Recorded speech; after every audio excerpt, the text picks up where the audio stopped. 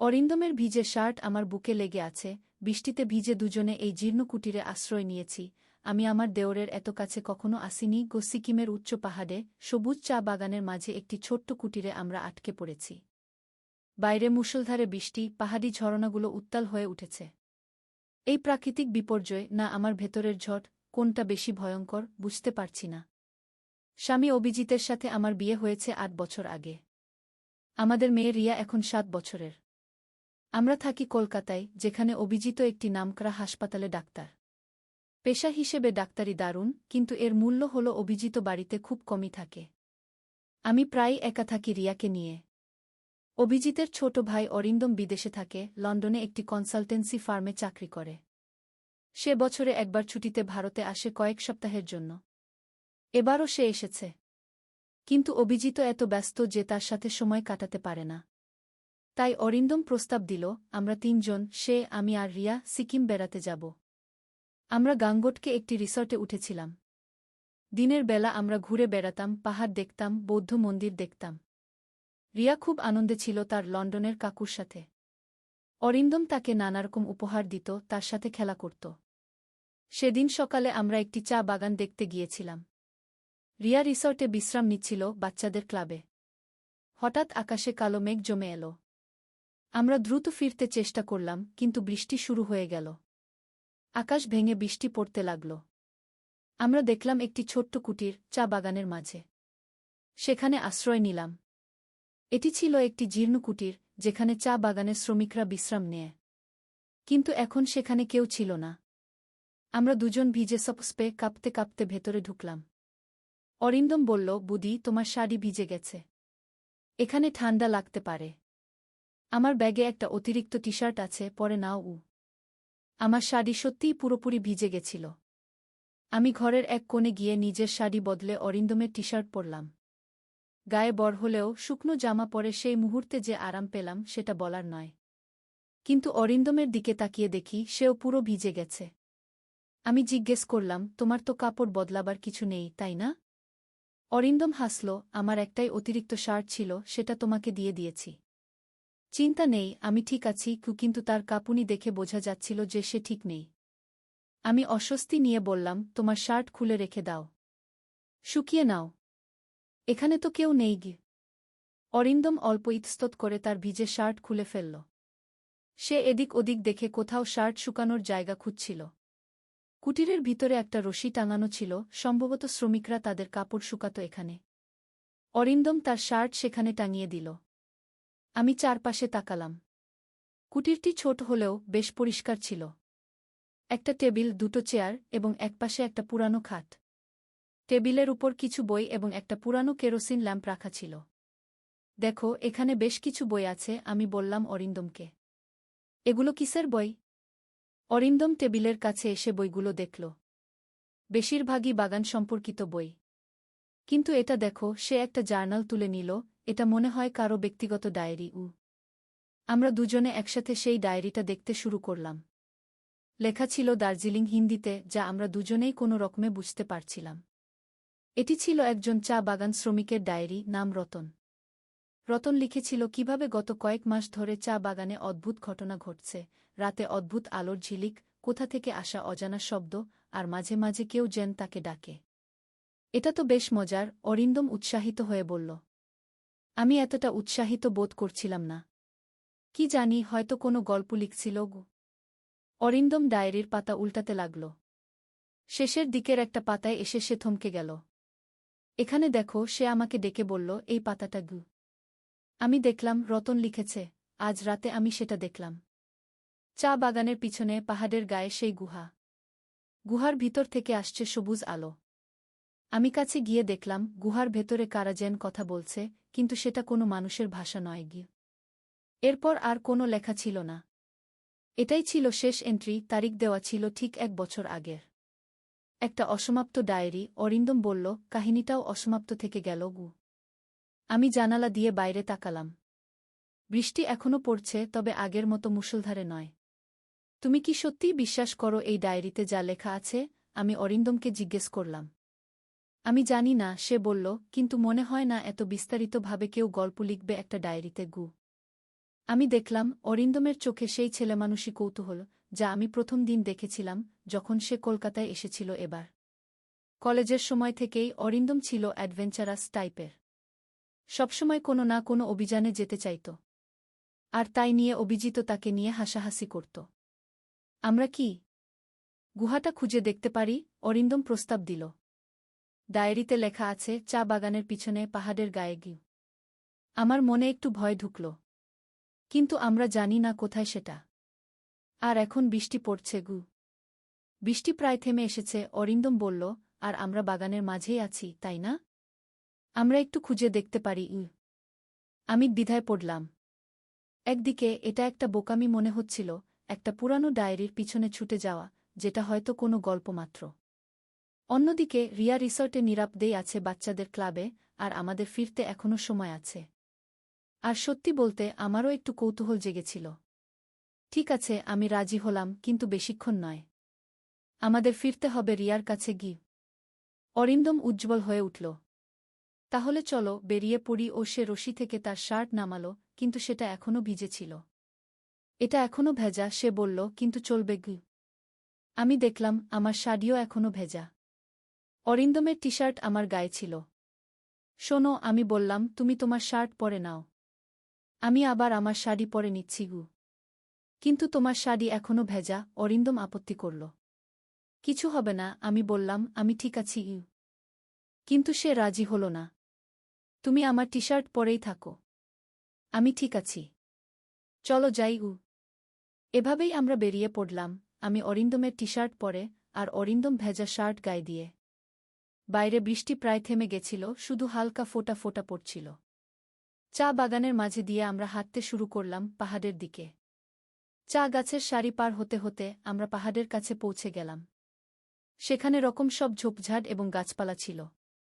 আমরা এদিক ওদিক দেখতে লাগলাম কোনো গুহার সন্ধানে। ওখানে কি কিছু আছে? অরিন্দম বলল, একটা ঘন ঝোপের দিকে ইশারা করে। সে এগিয়ে গেল সেদিকে, আমি তার পিছে পিছে গেলাম। ঝোপ সরিয়ে আমরা দেখলাম একটা ছোট্ট পথ, যা পাহাড়ের গা বেয়ে উপরের দিকে উঠে গেছে। এটাই হতে পারে, অরিন্দম উত্তেজিত হয়ে বলল। আমরা সেই পথ ধরে উঠতে শুরু করলাম। পথটা পিছলা ছিল বৃষ্টির জন্য, তাই খুব সাবধানে হাঁটছিলাম। কিছু দূর যাবার পর আমরা দেখলাম পাহাড়ের গায়ে একটা ফাটল, যা একটা ছোট গুহার মতো দেখাচ্ছিল। এটাই সেই গুহা, অরিন্দম বলল। আমরা গুহার মুখে দাঁড়ালাম। ভেতরটা অন্ধকার ছিল, কিছুই দেখা যাচ্ছিল না। আমার কাছে টর্চ নেই, অরিন্দম বলল, কিন্তু আমার ফোন আছে। কি? সে তার ফোনের ফ্ল্যাশলাইট অন করল এবং গুহার ভেতরে উকি দিল। কিছু দেখতে পাচ্ছ? আমি জিজ্ঞেস করলাম।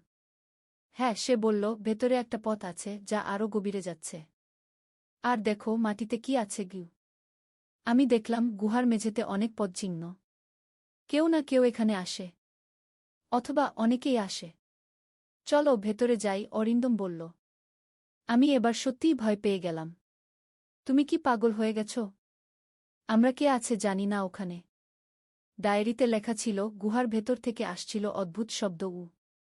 ঠিক আছে, অরিন্দম বলল, আমরা শুধু একটু ভেতরে যাব, বেশি দূর নয়।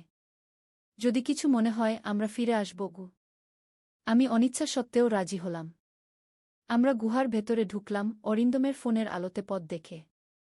গুহার পথটা সরু ছিল, কিন্তু হাঁটার মতো। কিছু দূর যাবার পর গুহাটা একটু চওড়া হয়ে গেল, একটা ছোট্ট কক্ষের মতো। সেখানে আমরা দেখলাম মাটিতে অনেক জিনিসপত্র ছড়িয়ে ছিটিয়ে, ক্যাম্পিং গিয়ার, কিছু ধাতব যন্ত্রপাতি, আর কিছু ইলেকট্রনিক ডিভাইস, যেগুলো আমরা চিনতে পারলাম না। এগুলো কি স্যার? আমি জিজ্ঞেস করলাম। অরিন্দম একটা ডিভাইস তুলে নিল। এটা মনে হচ্ছে কোনো ধরনের সিগন্যাল ডিটেক্টর, সে বলল, যেমনটা স্যাটেলাইট সিগন্যাল ধরার জন্য ব্যবহার করা হয় গে। আমি অবাক হয়ে চারপাশে তাকালাম। কে এগুলো এখানে নিয়ে এসেছে? এবং কেন? অরিন্দম আরও কিছু জিনিস দেখছিল। এখানে একটা নোটবুক আছে, সে বলল, একটা পকেট নোটবুক তুলে নিয়ে। সে সেটা খুলে দেখতে শুরু করল। নোটবুকে ইংরেজিতে লেখা ছিল, তাই আমরা বুঝতে পারছিলাম।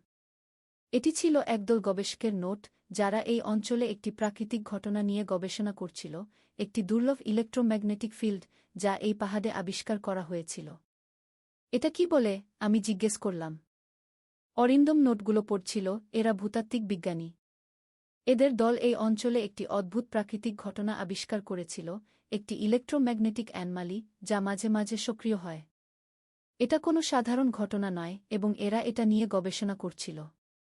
কিন্তু গবেষণাটা ছিল গোপন, তাই এরা এই গুহায় লুকিয়ে কাজ করত। আমি বললাম, কিন্তু ডায়েরিতে রতন লিখেছিল সে অদ্ভুত আলো এবং শব্দ শুনেছিল। কোনো বিজ্ঞানীদের কথা বলেনি গি। হয়তো সে দেখেছিল এই ইলেকট্রোম্যাগনেটিক ফিল্ডের প্রভাব। অরিন্দম বলল, যখন এটা সক্রিয় হয়, এটা আলো এবং শব্দ তৈরি করতে পারে। নোটে লেখা আছে যে এই ফিল্ড কখনো কখনো অদ্ভুত আলো তৈরি করে এবং রেডিও তরঙ্গের সাথে হস্তক্ষেপ করে, যা অদ্ভুত শব্দ তৈরি করতে পারে কি। কিন্তু রতন সবশেষ যে অ্যান্ট্রিটা লিখেছে সেখানে সে বলেছে যে সে কাউকে শুনেছিল, কারা যেন কথা বলছিল, কিন্তু সেটা কোনো মানুষের ভাষা নয় গে। অরিন্দম নোটবুকের পাতা উল্টাতে লাগল। এখানে আছে, সে বলল, এই ফিল্ডটি মাঝে মাঝে রেডিও সিগন্যালের সাথে হস্তক্ষেপ করে, যা এমন শব্দ তৈরি করতে পারে যা মানব কণ্ঠের মতো শোনায়, কিন্তু বোঝা যায় না। ভাষাবিজ্ঞানীরা এই শব্দগুলো নিয়ে গবেষণা করছিলেন, কারণ এগুলো বেশ জটিল প্যাটার্ন অনুসরণ করে, প্রায় কোনো ভাষার মতো। ওহ, আমি অবাক হয়ে বললাম, তাহলে এটা কোনো ভূত বা এলিয়েন নয়, এটা একটা প্রাকৃতিক ঘটনা গু। হ্যাঁ, অরিন্দম হাসল, বিজ্ঞানকে মাঝে মাঝে ভূতের গল্প বলে ভুল বোঝা হয় গে। কিন্তু আমি জিজ্ঞেস করলাম, কেন তারা এখন নেই? এবং রতন কোথায়? তার ডায়েরি শেষ হয়ে গেছে 1 বছর আগে গিয়ে। অরিন্দম নোটবুকের শেষের দিকে যাচ্ছিল। এখানে আছে, সে বলল, গবেষণা দলটি আবিষ্কার করেছিল যে এই ইলেকট্রোম্যাগনেটিক ফিল্ডটি ক্রমশ দুর্বল হয়ে আসছিল। একটা সময়ের পর এটা আর সক্রিয় হবে না। তারা গবেষণা শেষ করে চলে গেছে গি। আমি আরও চারিদিকে তাকালাম। কিন্তু তারা তাদের জিনিসপত্র ফেলে গেছে কেন? এবং রতন কোথায়? অরিন্দম নোটবুকের শেষ পাতাটা দেখছিল। এখানে শেষ এন্ট্রিতে লেখা আছে, অ্যানমালি অপ্রত্যাশিতভাবে আবার সক্রিয় হয়েছে। তীব্রতা আগের চেয়ে অনেক বেশি। আমরা জরুরি সরে যাচ্ছি। পরবর্তী টিমকে সতর্ক করতে হবে। এরপরে আর কিছু লেখা নেই গু। আমি ভ্রু কুঁচকে তাকালাম অরিন্দমের দিকে। এর মানে কি? হঠাৎ গুহার ভেতরে একটা হালকা সবুজ আলো ঝিলিক দিয়ে উঠল। আমরা দুজনেই চমকে উঠলাম। ওটা কি ছিল? আমি ভয়ে জিজ্ঞেস করলাম।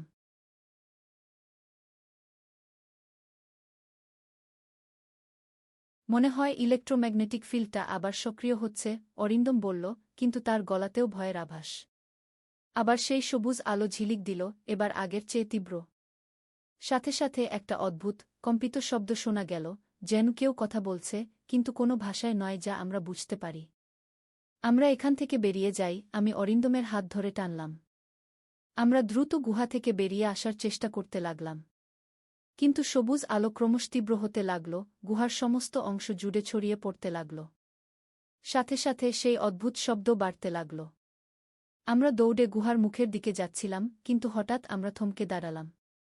গুহার মুখে একটা অদ্ভুত আবর্তন দেখা গেল, যেন বাতাস ঘুরপাক খাচ্ছে সবুজ আলো মিশে। ওটা কি? আমি চিৎকার করে উঠলাম। অরিন্দম আমাকে নিজের পিছনে টেনে নিল। এটা অদ্ভুত। গবেষকদের নোটে এমন কিছু লেখা ছিল না গি। সেই মুহূর্তে আবর্তনটা আরও তীব্র হল এবং তার ভেতর থেকে একটা অস্পষ্ট আকৃতি দেখা গেল। একটা মানব আকৃতি, কিন্তু অস্পষ্ট, যেন কুয়াশার মধ্যে। ওটা কেউ আছে, অরিন্দম অস্পষ্ট স্বরে বলল। আকৃতিটা আরও স্পষ্ট হতে লাগল। এবার আমরা দেখতে পেলাম একজন লোক, পরনে সাধারণ পোশাক, বয়স 40-এর কাছাকাছি। রতন, আমি অনুমান করে বললাম। লোকটা আমাদের দিকে তাকিয়েছিল, কিন্তু তার চোখে যেন ভয় মিশ্রিত বিস্ময়। সে কিছু বলার চেষ্টা করল, কিন্তু আমরা কিছু শুনতে পেলাম না। তারপর হঠাৎ করে সেই আবর্তন এবং আলো আরও তীব্র হয়ে উঠল এবং আমাদের চোখ ধাঁধিয়ে গেল। আমরা চোখ বন্ধ করে ফেললাম। কয়েক সেকেন্ড পর, যখন আবার চোখ খুললাম, সব কিছু শান্ত হয়ে গেছে। না কোনো আলো, না কোনো আবর্তন, না কোনো মানুষ। শুধু গুহার অন্ধকার। কি হলো এটা? আমি কাঁপতে কাঁপতে জিজ্ঞেস করলাম। অরিন্দম আমাকে জড়িয়ে ধরল। আমি জানি না। চলো এখান থেকে বেরিয়ে যাই। আমরা দ্রুত গুহা থেকে বেরিয়ে এসে পাহাড় বেয়ে নেমে এলাম চা বাগানে। আমাদের হৃদস্পন্দন এতটাই বেড়ে গিয়েছিল যে কথা বলার শক্তিও ছিল না। আমরা শুধু দ্রুত হাঁটছিলাম রিসর্টের দিকে। হঠাৎ আমি থমকে দাঁড়ালাম। আমরা কোথায় যাচ্ছি? অরিন্দম আমার দিকে তাকালো, বিস্মিত। কি মানে? রিসর্টে ফিরছি, তাই না? না, আমি বললাম, আমরা যে কুটিরে আশ্রয় নিয়েছিলাম সেটা কোথায়? আমার শাড়ি সেখানে রেখে এসেছি। অরিন্দম চারপাশে তাকাল। আমরা কি পথ হারিয়ে ফেলেছি? আমরা দুজনেই কিছুক্ষণ চারপাশে তাকালাম। তারপর অরিন্দম বলল, আমি মনে করতে পারছি না কোনো দিক দিয়ে আমরা এসেছিলাম। আমরা কিছুক্ষণ খোঁজার পর আমরা সেই কুটির খুঁজে পেলাম। কিন্তু এটা দেখে আমরা আরও বিস্মিত হলাম। কুটিরটা আরও জীর্ণ দেখাচ্ছিল, যেন বহু বছর ধরে কেউ ব্যবহার করেনি। জানালায় জাল পড়েছে, দরজা ভেঙে গেছে এবং ছাদের অংশবিশেষ ধসে পড়েছে। এটা কি সেই একই কুটির? আমি অবাক হয়ে জিজ্ঞেস করলাম। অরিন্দম ভেতরে ঢুকল। হ্যাঁ, এটাই। দেখো, সেই টেবিল আর চেয়ার। তবে এত জীর্ণ হয়ে গেছে কেন? আমি ভেতরে ঢুকে দেখলাম টেবিলের উপর কিছু নেই। পাতাই সেই ডায়েরি? আমি জিজ্ঞেস করলাম। অরিন্দম টেবিলের চারপাশে খুঁজতে লাগল। না, এখানে কিছু নেই। আমি রশির দিকে তাকালাম, যেখানে আমার শাড়ি শুকাতে দিয়েছিলাম। সেখানেও কিছু ছিল না। আমার শাড়ি কোথায়? আমি উদ্বিগ্ন হয়ে জিজ্ঞেস করলাম। হয়তো কেউ নিয়ে গেছে, অরিন্দম অনুমান করল। আমরা দুজনেই অস্বস্তি নিয়ে চারপাশে তাকাচ্ছিলাম। কিছু একটা ঠিক ছিল না। আমরা মাত্র কয়েক ঘন্টাই বাইরে ছিলাম, কিন্তু কুটিরটা এত বদলে যাবে কেন?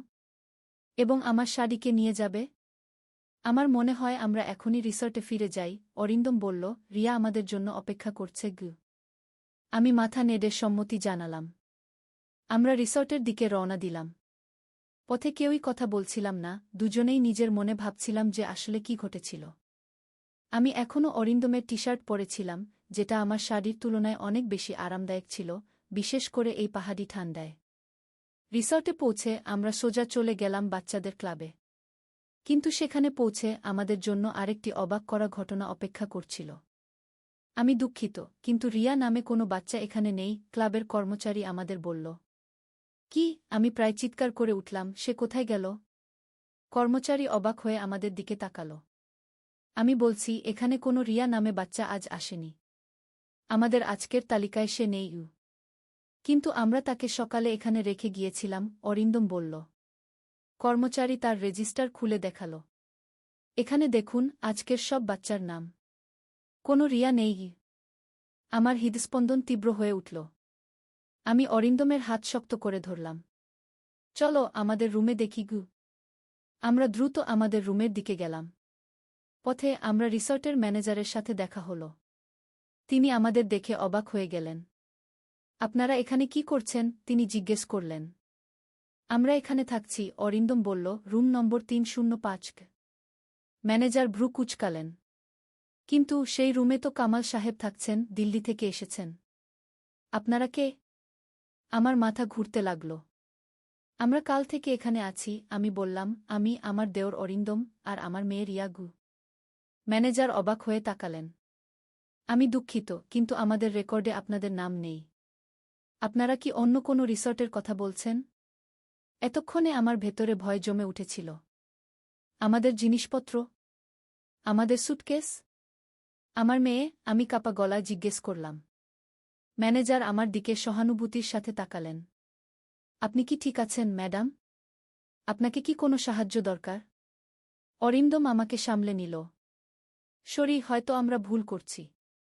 আমরা আবার দেখে আসি। সে আমাকে টেনে নিয়ে একটা নির্জন জায়গায় নিয়ে গেল। কি হচ্ছে এখানে? সে বিটবিট করে বলল। আমি দুহাতে মাথা ধরে বসে পড়লাম। আমি বুঝতে পারছি না। এটা কি কোনো দুঃস্বপ্ন? রিয়া কোথায়? আমাদের জিনিসপত্র? অরিন্দম তার পকেট থেকে মোবাইল ফোন বের করল। আমি অভিজিৎকে ফোন করছি। সে ফোন করার চেষ্টা করল, কিন্তু কোনো সংযোগ পাচ্ছিল না। এখানে নেটওয়ার্ক নেই, সে বলল। তারপর হঠাৎ করে সে তার ফোনের দিকে অবাক হয়ে তাকিয়ে রইল। কিন্তু এটা কি? আমি তার ফোনের দিকে তাকালাম। ফোনের তারিখ দেখাচ্ছিল, আজ থেকে ঠিক 1 বছর পরের তারিখ। এটা কি সত্যি? আমি অবাক হয়ে জিজ্ঞেস করলাম। অরিন্দম দ্রুত রিসর্টের লবিতে গেল এবং সেখানে টাঙানো ক্যালেন্ডারটা দেখল। সেটাও দেখাচ্ছিল একই তারিখ, 1 বছর পরের। আমরা দুজনেই হতবাক হয়ে গেলাম। কি করব বুঝতে পারছিলাম না। নিউজপেপার? অরিন্দম হঠাৎ বলল, আমাদের একটা আজকের নিউজপেপার দেখতে হবে। রিসেপশনে গিয়ে আমরা একটা নিউজ পেপার চাইলাম। সেখানেও তারিখ ছিল একই, 1 বছর পরের। এটা কি করে সম্ভব? আমি প্রায় কাঁদতে কাঁদতে বললাম। আমি জানি না, অরিন্দম বলল, কিন্তু আমাকে মনে হচ্ছে এটা সেই ইলেকট্রোম্যাগনেটিক ফিল্ডের সাথে জড়িত। সেই গবেষকদের নোটে লেখা ছিল, অ্যানমালি অপ্রত্যাশিতভাবে আবার সক্রিয় হয়েছে। তীব্রতা আগের চেয়ে অনেক বেশি, হয়তো এটা কোনোভাবে সময়কে প্রভাবিত করতে পারে। তুমি কি বলতে চাও, আমরা সময়ের মধ্য দিয়ে? আমি কথাটা শেষ করতে পারলাম না। হ্যাঁ, অরিন্দম বলল, মনে হয় আমরা কোনোভাবে 1 বছর সামনে চলে এসেছি। আমি চোখ বন্ধ করে আরও শক্ত করে বসে পড়লাম। আর রিয়া? সে কোথায়? আমি জানি না, অরিন্দম অসহায়ভাবে বলল, কিন্তু আমাদের এখন কলকাতায় ফিরতে হবে। অভিজিতের সাথে যোগাযোগ করতে হবে। আমরা সেদিনই গাঙ্গটক থেকে বেরিয়ে পড়লাম, একটা ট্যাক্সি নিয়ে বাগডোগরা বিমানবন্দরের দিকে। পথে আমরা অনেক চেষ্টা করলাম অভিজিতের সাথে যোগাযোগ করার, কিন্তু তার ফোন বন্ধ ছিল। বাগডোগরা বিমানবন্দরে পৌঁছে আমরা একটা ফ্লাইট নিলাম কলকাতার জন্য। আমার মনে ভয় ঢুকে গিয়েছিল, যদি অভিজিতও আমাদের না চেনে, যদি আমাদের বাড়ি আর আমাদের না থাকে। শেষ পর্যন্ত আমরা কলকাতা বিমানবন্দরে নামলাম এবং একটা ট্যাক্সি নিয়ে আমাদের বাড়ির উদ্দেশ্যে রওনা দিলাম। পথে আমি দেখলাম শহরটা অনেকটাই বদলে গেছে গত 1 বছরে, নতুন দোকান, নতুন বিল্ডিং।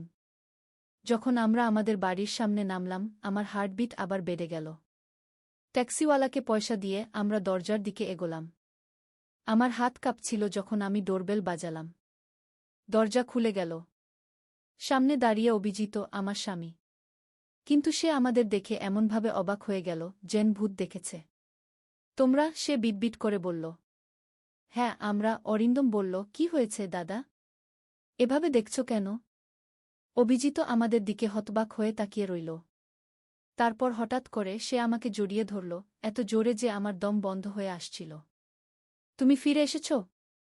তুমি সত্যিই ফিরে এসেছ? সে বারবার বলতে লাগল।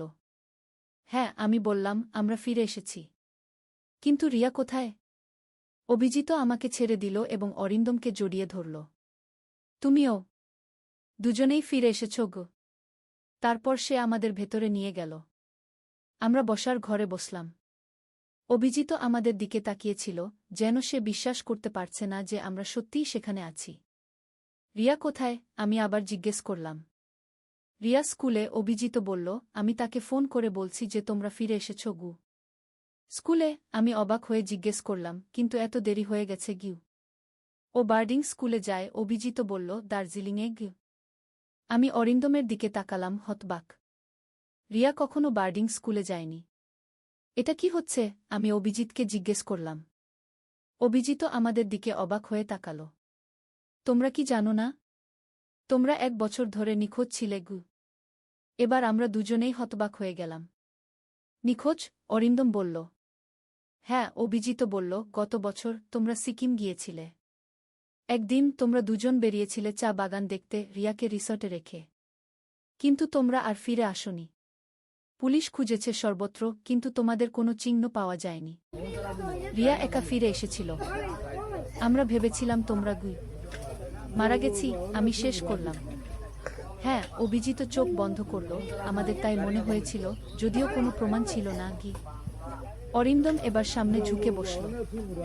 দাদা, আমাদের সাথে কি ঘটেছিল তুমি বিশ্বাস করবে না।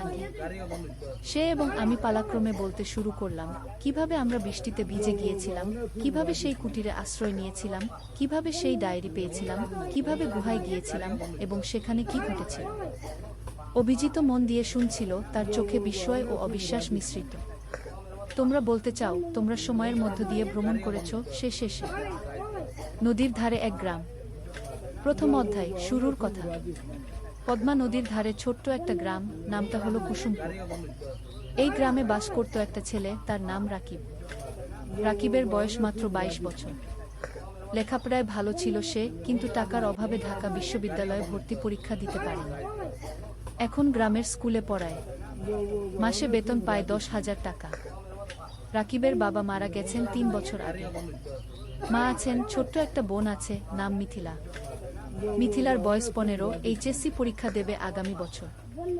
রাকিবের স্বপ্ন ছিল মিথিলাকে ডাক্তার বানাবে, কিন্তু স্বপ্ন আর বাস্তবের মধ্যে অনেক দূরত্ব। শীতের সকাল, কুয়াশায় ঢাকা গ্রাম। রাকিব স্কুলে যাওয়ার জন্য তৈরি হচ্ছে। মা খাবার দিয়েছে একটা টিফিন বক্সে, ভাত আর ডিম ভাজি। রাকিব সাইকেল নিয়ে বেরিয়ে পড়ল। স্কুল 5 কিলোমিটার দূরে। পথে যেতে যেতে রাকিব ভাবছিল তার জীবনের কথা। এই গ্রামে আর কতদিন থাকবে? ঢাকায় গিয়ে কিছু করা যায় কিনা? কিন্তু মা আর মিথিলাকে রেখে কিভাবে যাবে? মনটা খারাপ হয়ে গেল। স্কুলে পৌঁছে দেখল হেড স্যার দাঁড়িয়ে আছেন। হেড স্যার মানিক স্যার, বয়স 50-এর কাছাকাছি। ভালো মানুষ। রাকিবকে অনেক স্নেহ করেন। রাকিব, একটু আমার রুমে এসো, মানিক স্যার বললেন। রাকিব রুমে ঢুকল। মানিক স্যার বললেন, তুমি তো জানো আমাদের স্কুলের অবস্থা ভালো না। সরকারি অনুদান কমে গেছে। আমরা হয়তো তোমার বেতন আর বাড়াতে পারবো না। রাকিবের মনটা ভেঙে গেল, কিন্তু সে কিছু বলল না। শুধু মাথা নেড়ে বলল, বুঝতে পারছি স্যার।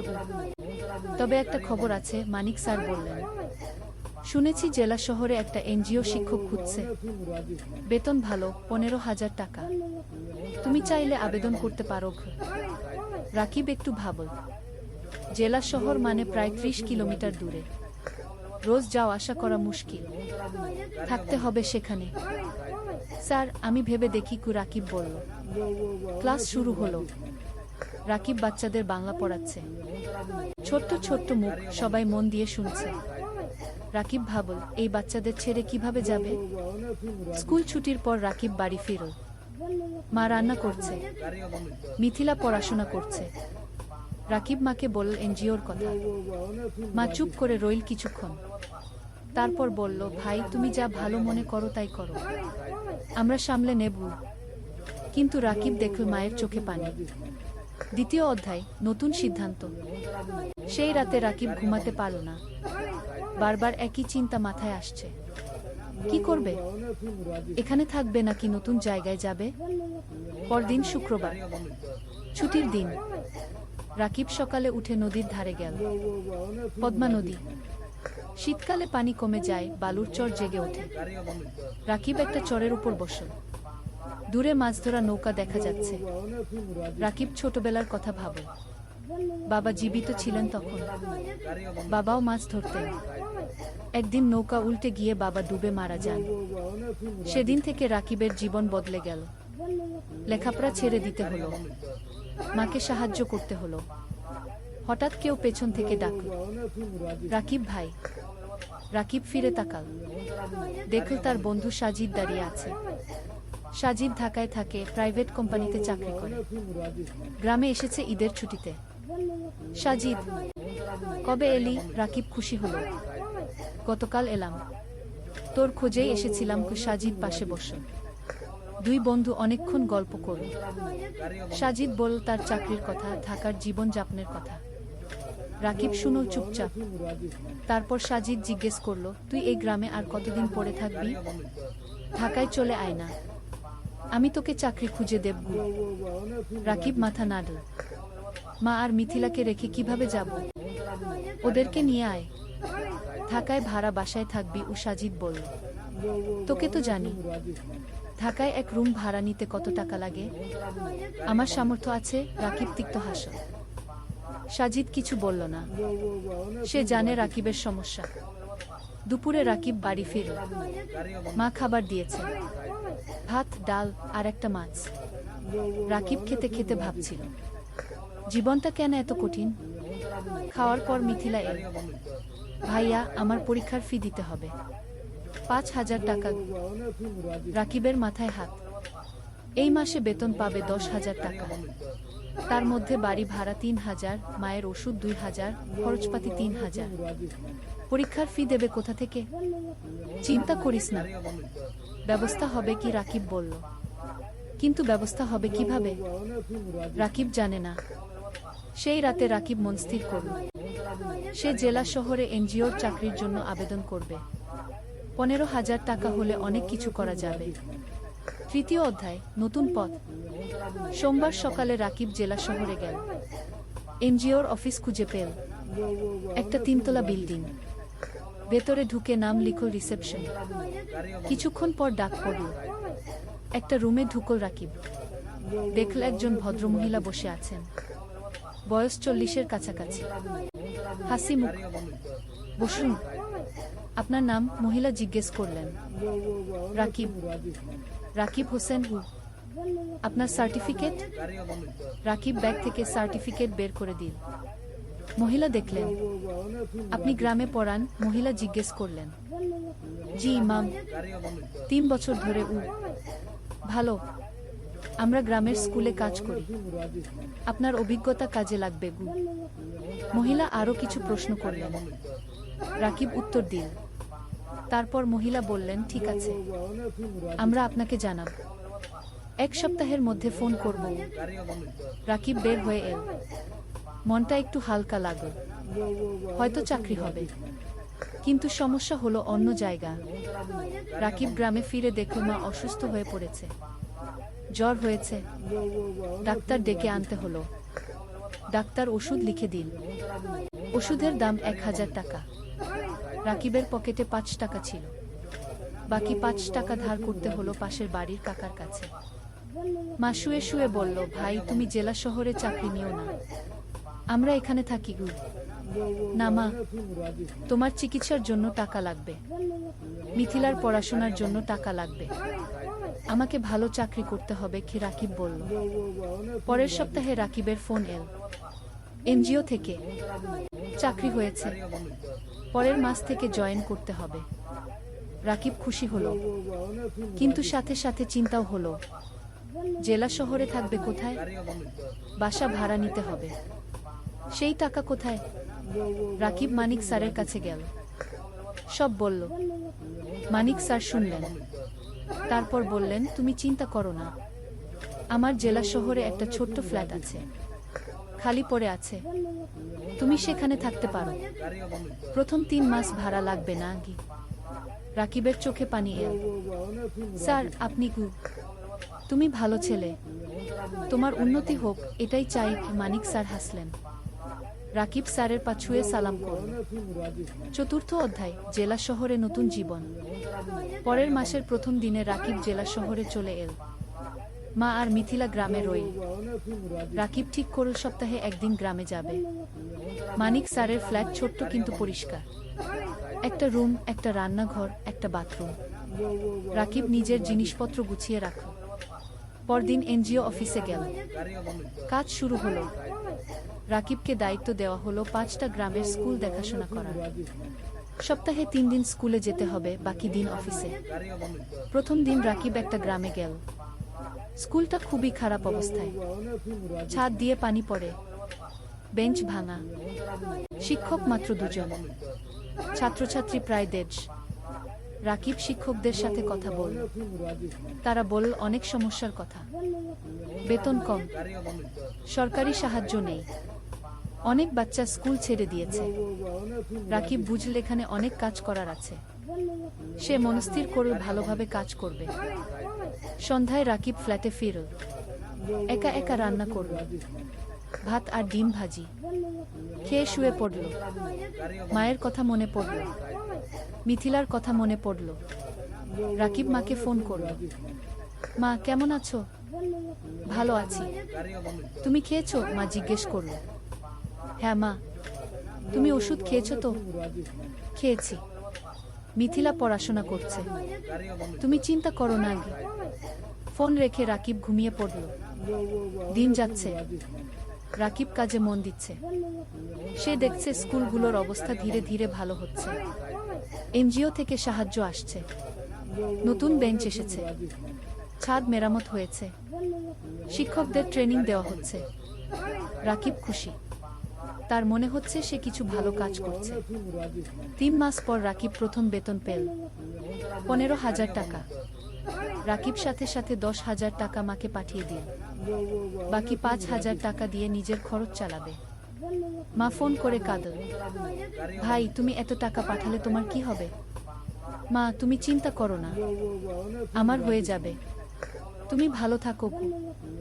রাকিবের মনে হলো জীবনে প্রথমবার সে কিছু করতে পারছে। 5ম অধ্যায়, নতুন বন্ধুত্ব। এনজিও অফিসে রাকিবের সহকর্মী অনেক।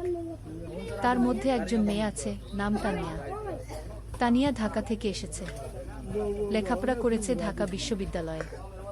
খুব মেধাবী, কিন্তু গ্রামের মানুষের জন্য কাজ করতে চায়, তাই এনজিওতে জয়েন করেছে। তানিয়া আর রাকিব প্রায় একসাথে মাঠে কাজ করে, স্কুলে যায়, শিক্ষকদের সাথে কথা বলে, বাচ্চাদের পড়ায়। ধীরে ধীরে তানিয়া আর রাকিবের মধ্যে বন্ধুত্ব হলো। তানিয়া রাকিবকে অনেক কিছু শেখায়, কিভাবে প্রজেক্ট প্ল্যান করতে হয়, কিভাবে রিপোর্ট লিখতে হয়, কিভাবে মানুষের সাথে কথা বলতে হয়। রাকিব তানিয়াকে শেখায় গ্রামের জীবন সম্পর্কে, গ্রামের মানুষের সমস্যা সম্পর্কে, কিভাবে তাদের সাহায্য করা যায়। একদিন তানিয়া রাকিবকে জিজ্ঞেস করলো, তুমি কি বিয়ে করেছো? রাকিব হেসে বলল, না, বিয়ের কথা ভাবার সময় নেই, এখন পরিবারের দায়িত্ব আছে। তোমার পরিবার কেমন? তানিয়া জিজ্ঞেস করল। রাকিব তার মা আর মিথিলার কথা বলল, বাবার মৃত্যুর কথা বলল, কিভাবে সে সংসার চালাচ্ছে সেই কথা বলল। তানিয়া শুনো চুপচাপ, তারপর বলল, তুমি খুব সাহসী গো। রাকিব কিছু বলল না, শুধু হাসো। সময় যাচ্ছে, রাকিবের কাজ ভালো হচ্ছে, এনজিও থেকে তাকে প্রশংসা করা হচ্ছে, বেতনও বাড়ে, এখন 17,000 টাকা পায়। রাকিব সপ্তাহে একদিন গ্রামে যায়, মাকে দেখে আসে, মিথিলার পড়াশোনা দেখে দেয়। মিথিলা এখন কলেজে পড়ছে, সে ডাক্তার হতে চায়। একদিন মা রাকিবকে বলল, ভাই, তোর বিয়ের কথা ভাবা উচিত কি? রাকিব হাসল, মা, এখনো সময় আছে, আগে মিথিলাকে প্রতিষ্ঠিত করি কি।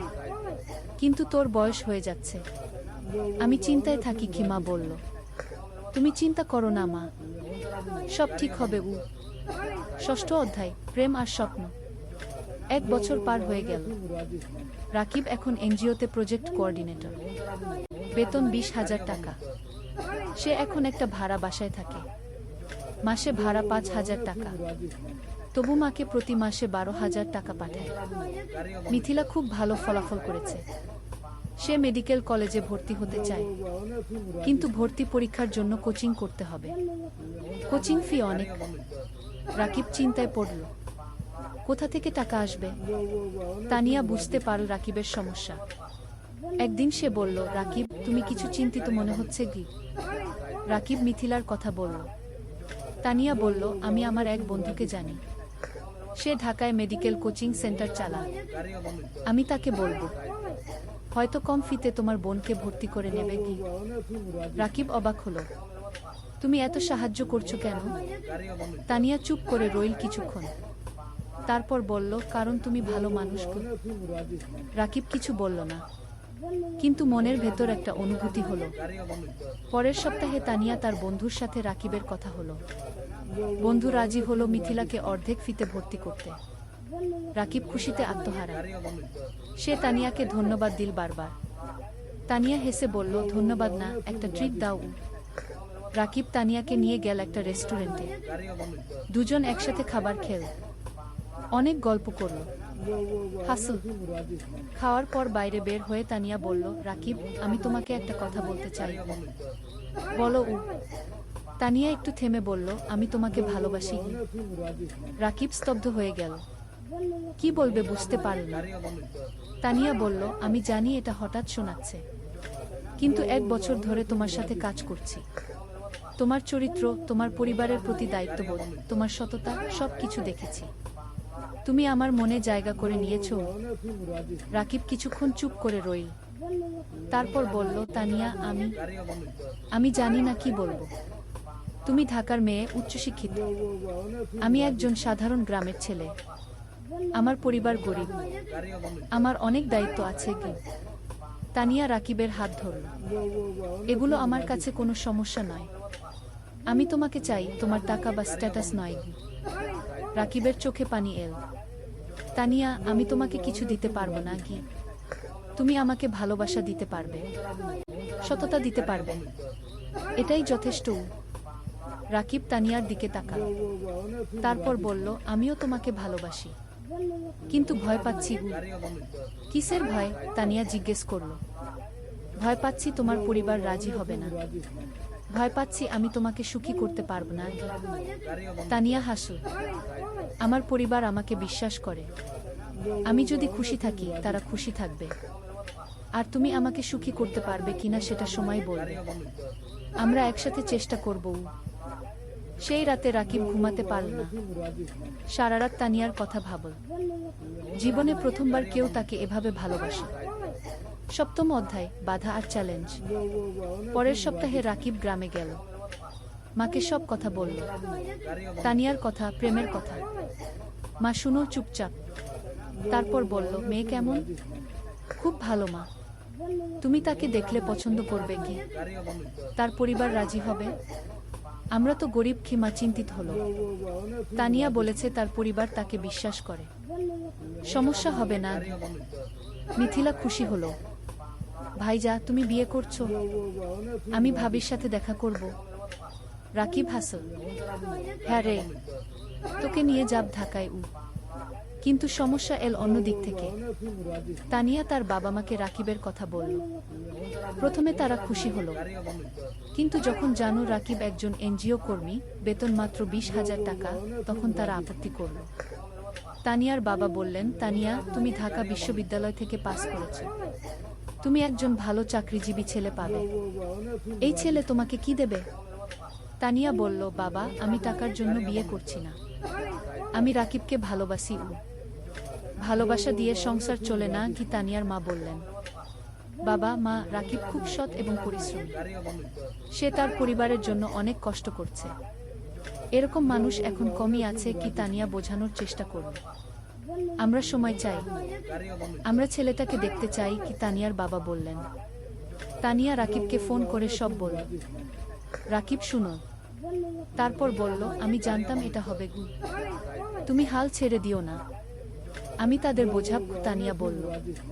পরের মাসে রাকিব ঢাকায় গেল। তানিয়ার বাবা মার সাথে দেখা করল। তারা রাকিবকে অনেক প্রশ্ন করল।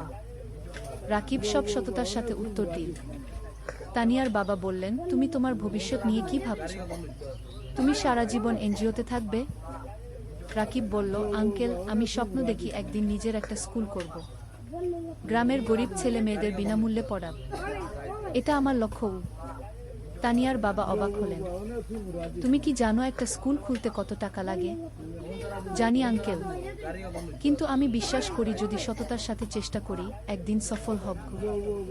তানিয়ার বাবা কিছু বললেন না, কিন্তু রাকিবের চোখে যে আগুন দেখলেন সেটা তাকে ভাবিয়ে তুলল।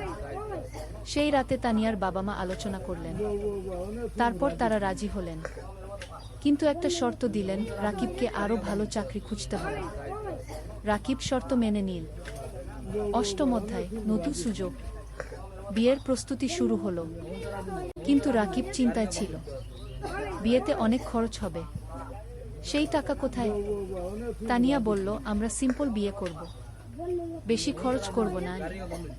কিন্তু তানিয়ার পরিবার বড় বিয়ে চায়, অনেক আত্মীয় স্বজন আছে। রাকিব টেনশনে ছিল। তখন মানিক স্যার তাকে ডাকলেন।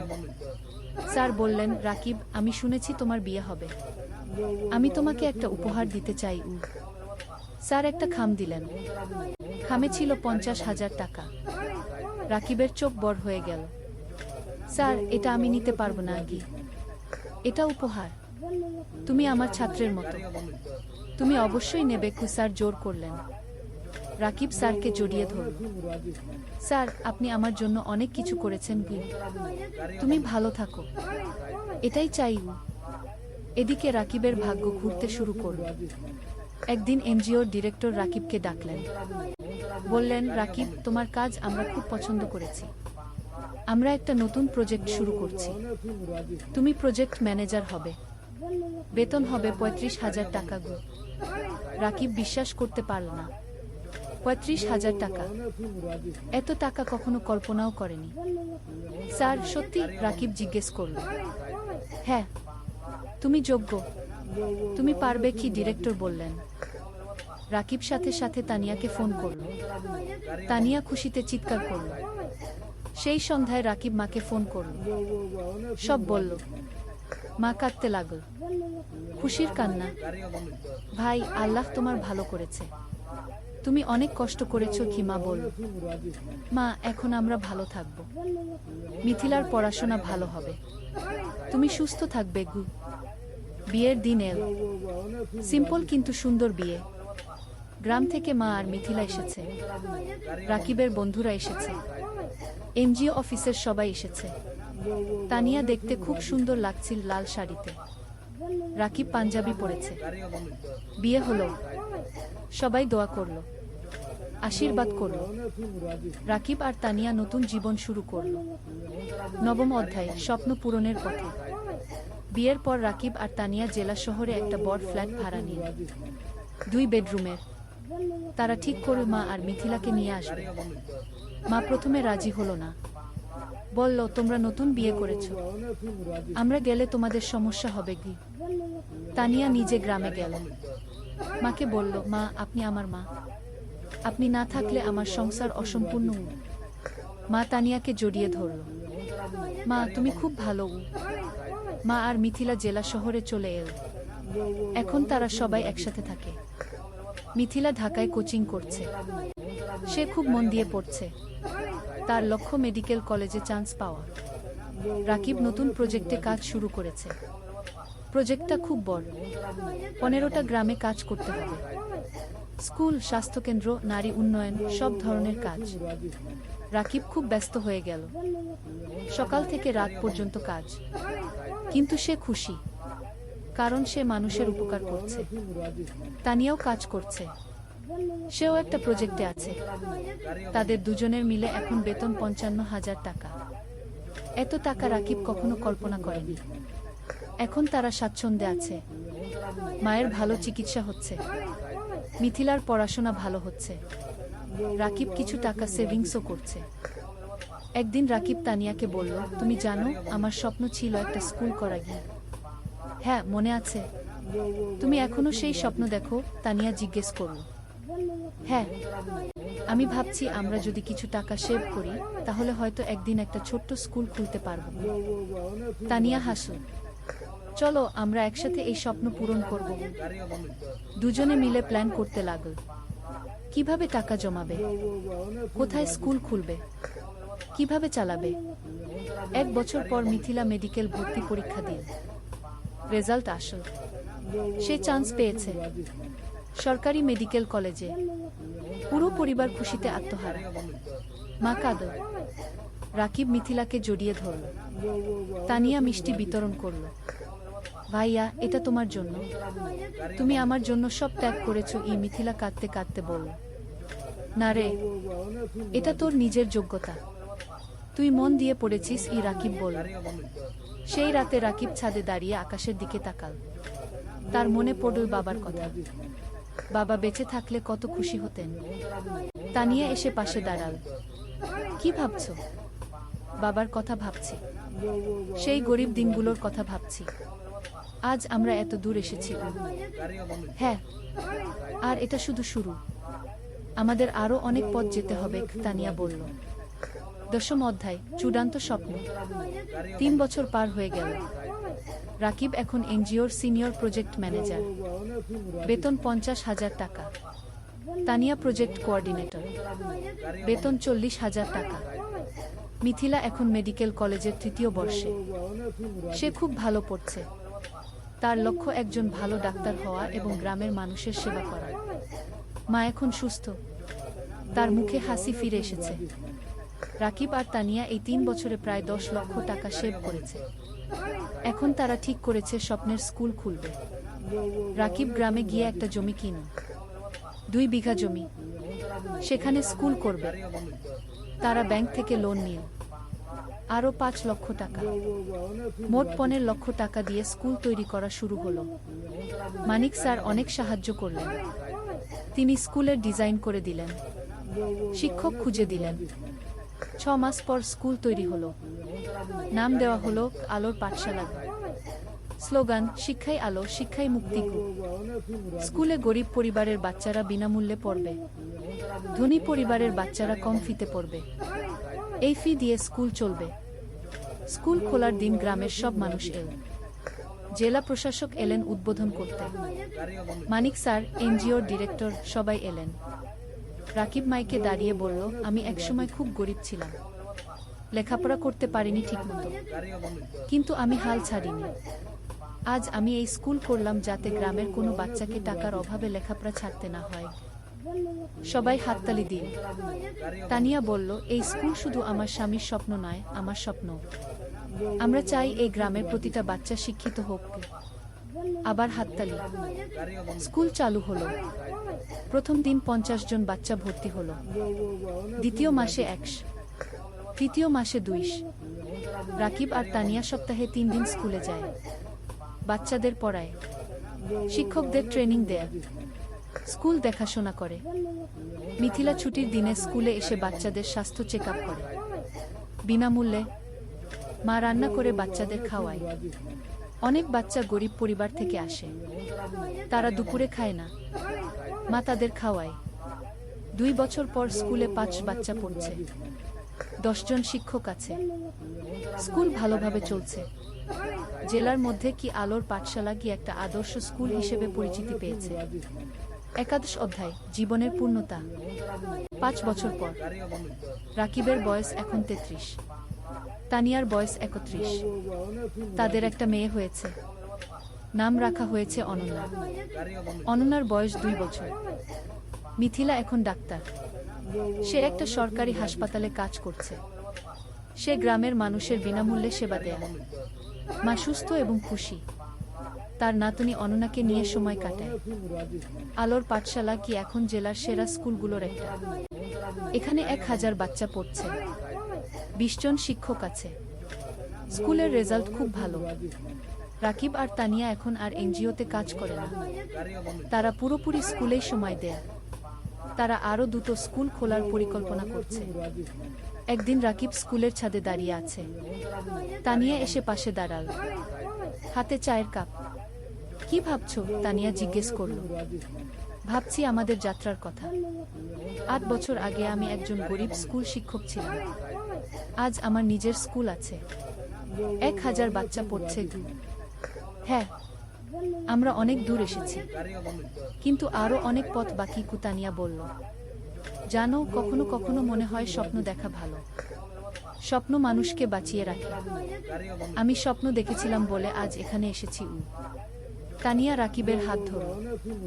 আর আমি তোমাকে বিশ্বাস করেছিলাম বলে তোমার স্বপ্ন আমার স্বপ্ন হয়ে গেল। দুজন চুপচাপ দাঁড়িয়ে রইল। নিচে বাচ্চারা খেলছে, তাদের হাসির শব্দ শোনা যাচ্ছে। রাকিব বলল, জানো তানিয়া, আমার এখন মনে হয় জীবনের সবচেয়ে বড় সফলতা হলো মানুষের মুখে হাসি ফোটানো। টাকা, প্রতিষ্ঠা সব তুচ্ছ যখন দেখি একটা গরিব বাচ্চা আমাদের স্কুলে পড়ে ভালো রেজাল্ট করছে। কি? তানিয়া মাথা নাড়ল। একদম ঠিক। তুমি জানো, গত সপ্তাহে সেই রহিম নামের ছেলেটা এসেছিল, যে 3 বছর আগে আমাদের স্কুলে ভর্তি হয়েছিল। হ্যাঁ, মনে আছে। তার বাবা রিক্সা চালায়, সে ক্লাসে ফার্স্ট হয়েছে। তার বাবা এসে আমার পা ছুঁয়ে কাঁদছিল, বলছিল আপনারা না থাকলে আমার ছেলে লেখাপড়া শিখতে পারত না। রাকিবের চোখ ভিজে গেল। এই মুহূর্তগুলোর জন্যই আমরা কাজ করি। কি? হঠাৎ অনন্যা দৌড়ে এল। বাবা, বাবা, দেখো আমি কি এঁকেছি। রাকিব মেয়েকে কোলে তুলে নিয়ে অনন্যা একটা ছবি দেখাল। একটা স্কুল, সামনে অনেক বাচ্চা। এটা কি? রাকিব জিজ্ঞেস করল। এটা আমাদের স্কুল। দাদু বলেছে তুমি এই স্কুল বানিয়েছ। অনন্যা বলল। রাকিব মেয়ের কপালে চুমু খেল। হ্যাঁ রে, একদিন তুইও বড় হয়ে ভালো কিছু করবি। আমি ডাক্তার হব, মাসির মতো। তারপর গরিব মানুষদের দেখব। অনন্যা বলল। তানিয়া হাসল। দেখছো, আমাদের পরবর্তী প্রজন্ম স্বপ্ন দেখছে। দ্বাদশ অধ্যায়, নতুন চ্যালেঞ্জ। কিন্তু জীবন কখনো সোজা পথে চলে না। একদিন রাকিব খবর পেল স্কুলের জমি নিয়ে সমস্যা হয়েছে। একজন স্থানীয় রাজনীতিবিদ দাবি করছে জমিটা তার। রাকিব চিন্তায় পড়ে গেল। সে আইনজীবীর সাথে দেখা করল। আইনজীবী বলল, কাগজপত্র দেখাও। রাকিব সব কাগজ দেখাল। আইনজীবী দেখে বলল, তোমার কাগজ ঠিক আছে, কিন্তু ওই লোক ক্ষমতাবান, সে ঝামেলা করবে।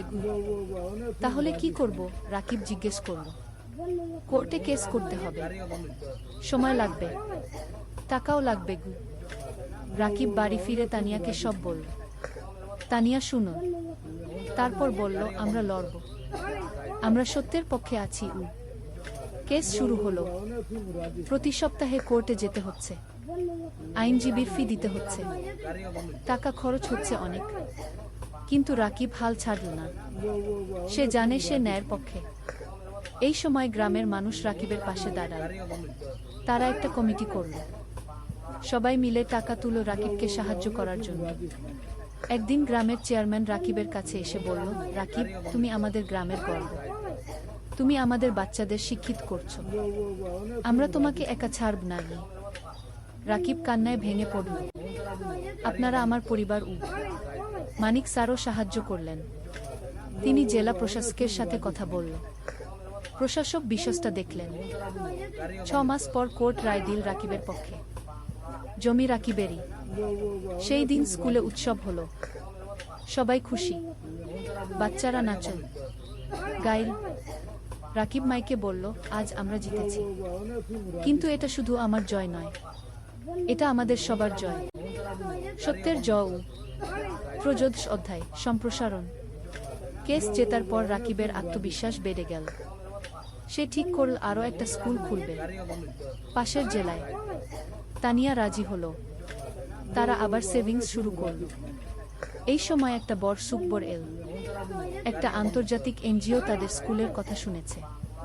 তারা সাহায্য করতে চায়। এনজিওর একজন প্রতিনিধি এলি আলোর পাঠশালাকে দেখতে। সে সব দেখল। শিক্ষকদের সাথে কথা বলল, বাচ্চাদের সাথে কথা বলল। তারপর সে রাকিবকে বলল, আমরা আপনার কাজে মুগ্ধ। আমরা আপনাকে 10 লক্ষ টাকা গ্রান্ট দিতে চাই নতুন স্কুলের জন্য। রাকিব বিশ্বাস করতে পারল না। 10 লক্ষ টাকা? সত্যি? রাকিব জিজ্ঞেস করল। হ্যাঁ। আপনি একটা প্রস্তাব লিখে পাঠান, আমরা অনুমোদন করব। রাকিব আর তানিয়া রাত দিন পরিশ্রম করে প্রস্তাব লিখে পাঠিয়ে দিল। 1 মাস পর অনুমোদন এল। 10 লক্ষ টাকা। রাকিব পাশের জেলায় জমি কিনা। নতুন স্কুল তৈরি শুরু হলো। এবার আরো বড় স্কুল, আরো ভালো সুবিধা। মিথিলা বলল, ভাইজা, নতুন স্কুলে একটা হেলথ ক্লিনিক বানাও। আমি সপ্তাহে একদিন এসে বাচ্চাদের দেখব। চমৎকার আইডিয়া, রাকিব বলল। নতুন স্কুলে একটা হেলথ ক্লিনিকও তৈরি হলো। মিথিলা আর তার 2 জন সহকর্মী ডাক্তার সেখানে বিনামূল্যে সেবা দেয়া। নতুন স্কুলের নাম দেওয়া হলো আলোর পাঠশালা 2। এখানেও গরিব বাচ্চারা বিনামূল্যে পড়ে। 1 বছরে দ্বিতীয় স্কুলেও 5 বাচ্চা ভর্তি হলো। রাকিবের স্বপ্ন আরো বড় হলো। সে ভাবল জেলার প্রতিটা গ্রামে একটা করে স্কুল করবে। চতুর্দশ অধ্যায়, পুরস্কার। 3 বছর পর রাকিব এখন 40 বছরের। তার 5টা আলোর পাঠশালাগুলো আছে, 5টা জেলায়। প্রায় 3000 বাচ্চা পড়ছে। 2 শিক্ষক কাজ করছে। একদিন রাকিব একটা ফোন পেল, ঢাকা থেকে, শিক্ষা মন্ত্রণালয় থেকে। আপনি রাকিব হোসেন? ফোনে একজন জিজ্ঞেস করল। জিউ, আপনাকে জানাতে পেরে আনন্দিত যে আপনার নাম জাতীয় শিক্ষা পুরস্কারের জন্য নির্বাচিত হয়েছে। আপনি গ্রামীণ শিক্ষায় অসামান্য অবদান রেখেছেন। রাকিব স্তব্ধ হয়ে গেল। জাতীয় পুরস্কার? সত্যি? রাকিব জিজ্ঞেস করল। হ্যাঁ, আগামী মাসে ঢাকায় অনুষ্ঠান হবে। মাননীয় প্রধানমন্ত্রী পুরস্কার দেবেন। রাকিব ফোন রেখে তানিয়াকে জড়িয়ে ধরল। তান, আমরা জাতীয় পুরস্কার পেয়েছি। তানিয়া কাঁদতে লাগল। খুশির কান্না। তুমি পেরেছ, তুমি সত্যিই পেরেছ। মা খবর শুনে কাঁদল। ভাই, তোর বাবা বেঁচে থাকলে কত খুশি হতো। মিথিলা বলল, ভাইজা, তুমি আমার হিরো গো। অনন্যা, এখন 7 বছর, বলল, বাবা, তুমি সবচেয়ে ভালো বাবা। পুরস্কারের দিন, ঢাকা, বঙ্গভবন। রাকিব স্যুট পরেছে, তানিয়া শাড়ি পরেছে। মা, মিথিলা, অনন্যা সবাই গেছে। মানিক স্যারও গেছে। তিনি রাকিবকে বললেন, আমি গর্বিত তোমার শিক্ষক ছিলাম। অনুষ্ঠানে অনেক মানুষ। রাকিবের নাম ডাকা হলো। সে মঞ্চে উঠল। প্রধানমন্ত্রী তাকে পুরস্কার দিলেন। একটা ক্রেস্ট, একটা সার্টিফিকেট আর 5 লক্ষ টাকা। রাকিব মাইকে দাঁড়িয়ে বলল, আমি একজন সাধারণ গ্রামের ছেলে। আমার বাবা রিক্সা চালাতেন। আমি গরিব পরিবার থেকে এসেছি, কিন্তু আমি স্বপ্ন দেখতে ছাড়িনি। আজ আমি এখানে দাঁড়িয়ে বলতে পারি যে কেউ পারে যদি সে চেষ্টা করে। পুরো হল হাততালিতে মুখরিত হলো। এই পুরস্কার শুধু আমার নয়, এটা আমার স্ত্রী তানিয়ার, আমার মায়ের, আমার বোন মিথিলার, আমার গুরু মানিক স্যারের, আর আমার সেই সব বাচ্চাদের যারা আলোর পাঠশালায় পড়ছে। আবার হাততালি। অনুষ্ঠান শেষ হলো, সবাই বাড়ি ফিরল। সেই রাতে রাকিব ব্যালকনিতে দাঁড়িয়ে আকাশের দিকে তাকাল। তার মনে পড়ল সেই দিনের কথা যখন সে পদ্মা নদীর ধারে বসে ভাবছিল জীবন দিয়ে কি করবে। আজ সেই জীবন কত বদলে গেছে। তানিয়া এসে পাশে দাঁড়াল। কি ভাবছো? ভাবছি আমরা কত দূর এসেছি, আর ভাবছি আমাদের এখনো কত কাজ বাকি। হ্যাঁ, আমাদের স্বপ্ন এখনো শেষ হয়নি, তানিয়া বলল। ৫০ অধ্যায়, উত্তরাধিকার। আরও ৫ বছর কেটে গেল। রাকিবের বয়স এখন ৪৫। তার ১০টা আলোর পাঠশালাগু আছে, ১০টা জেলায়। ৬,০০০ বাচ্চা পড়ছে, ৪ শিক্ষক কাজ করছে। মিথিলা এখন একজন সফল ডাক্তার। সে নিজের একটা হাসপাতাল খুলেছে, গরিব মানুষদের বিনামূল্যে চিকিৎসা দেয়। অনন্যা এখন ১২ বছর। সে আলোর পাঠশালাতেই পড়ছে। সে খুব মেধাবী। তার স্বপ্ন শিক্ষক হওয়া, বাবার মতো। মা এখন অনেক বয়স্ক, কিন্তু সুস্থ। সে নাতি নাতনিদের নিয়ে সময় কাটায়। হ্যাঁ, রাকিবের এখন ২ সন্তান। অনন্যার পরে একটা ছেলে হয়েছে, নাম অনির্বাণ, বয়স ৫ বছর। রাকিব এখন একটা বড় শিক্ষা প্রতিষ্ঠানের প্রতিষ্ঠাতা। তার কাজের স্বীকৃতি সারা দেশে। বিদেশ থেকেও মানুষ আসে তার স্কুল দেখতে। কিন্তু রাকিব এখনো সেই সাধারণ মানুষই আছে। সে নিজে স্কুলে যায়, বাচ্চাদের পড়ায়, তাদের সাথে খেলে। একদিন একজন সাংবাদিক রাকিবকে ইন্টারভিউ করতে এল। সে জিজ্ঞেস করল, আপনার সাফল্যের রহস্য কি? রাকিব হেসে বলল, রহস্য বলে কিছু নেই, শুধু ৩টা জিনিস: স্বপ্ন, পরিশ্রম আর সততা। আপনার ভবিষ্যৎ পরিকল্পনা? আরও ২০টা স্কুল খুলব, প্রতিটা জেলায়, যাতে কোনো বাচ্চা শিক্ষা থেকে বঞ্চিত না হয়। আপনি কি রাজনীতিতে আসবেন? অনেকে বলছে আপনি দেশের জন্য অনেক করতে পারবেন। রাকিব মাথা নাড়ল। না, আমি শিক্ষক থাকতে চাই, রাজনীতি আমার জায়গা নয়। সাংবাদিক আরও অনেক প্রশ্ন করল। রাকিব উত্তর দিল। সেই রাতে টিভিতে ইন্টারভিউ দেখানো হলো, পুরো দেশ দেখ। অনেক মানুষ অনুপ্রাণিত হলো রাকিবের গল্পে। পরের দিন রাকিবের ফোন বাজতে লাগল। অনেক মানুষ সাহায্য করতে চায়, ডোনেশন দিতে চায়, স্বেচ্ছাসেবক হতে চায়। রাকিব তানিয়াকে বলল, দেখছো, মানুষ ভালো কাজে এগিয়ে আসতে চায়, শুধু সুযোগ দরকার। তানিয়া বলল, হ্যাঁ, আর তুমি সেই সুযোগ তৈরি করেছ। শেষ অধ্যায়, জীবনের অর্থ। আরও ১০ বছর পরের ঘটনা। রাকিবের বয়স এখন ৫৫। চুলে পাক ধরেছে, কিন্তু চোখে এখনো সেই আগুন। তার এখন ২৫টা আলোর পাঠশালাগু আছে, ১৫,০০০ বাচ্চা পড়ছে, ১,০০০-এর বেশি শিক্ষক কাজ করছে। মা আর বেঁচে নেই, ৩ বছর আগে মারা গেছেন শান্তিতে। তার শেষ ইচ্ছা ছিল রাকিব যেন তার কাজ চালিয়ে যায়। রাকিব সেই ওয়াদা রেখেছে। মিথিলা এখন একজন প্রতিষ্ঠিত ডাক্তার। তার হাসপাতাল জেলার সেরা হাসপাতাল। সে বিয়ে করেছে একজন ইঞ্জিনিয়রকে। তাদের ২ সন্তান। অনন্যা এখন ২২ বছর। সে শিক্ষক হয়েছে, আলোর পাঠশালাতেই পড়ায়। সে বাবার উত্তরসূরি। অনির্বাণ এখন ১৫ বছর। সে মেডিকেলে পড়তে চায়, মাসির মতো ডাক্তার হতে চায়। রাকিব এখন অনেক কম সময় অফিসে থাকে, বেশিরভাগ সময় বাচ্চাদের সাথে থাকে, গল্প বলে, গান শেখায়, জীবনের পাঠ দেয়। একদিন একটা বাচ্চা রাকিবকে জিজ্ঞেস করল, স্যার, আপনি এত কিছু করলেন কেন? আপনি তো ব্যবসা করে ধনী হতে পারতেন। রাকিব হাসল, বাবা, টাকা দিয়ে সবকিছু কেনা যায় না। আমি যখন দেখি তুমি ভালো রেজাল্ট করেছো, তখন যে আনন্দ পাই সেটা কোনো টাকায় কেনা যায় না। তাহলে জীবনের অর্থ কি, স্যার? বাচ্চাটা জিজ্ঞেস করল। রাকিব একটু ভাবল, তারপর বলল, জীবনের অর্থ হলো অন্যের জীবনে আলো জ্বালানো। যদি তুমি একজন মানুষকেও সাহায্য করতে পারো, তাহলে তোমার জীবন সার্থক। বাচ্চাটা মাথা নাড়ল। আমিও আপনার মতো হতে চাই, স্যার।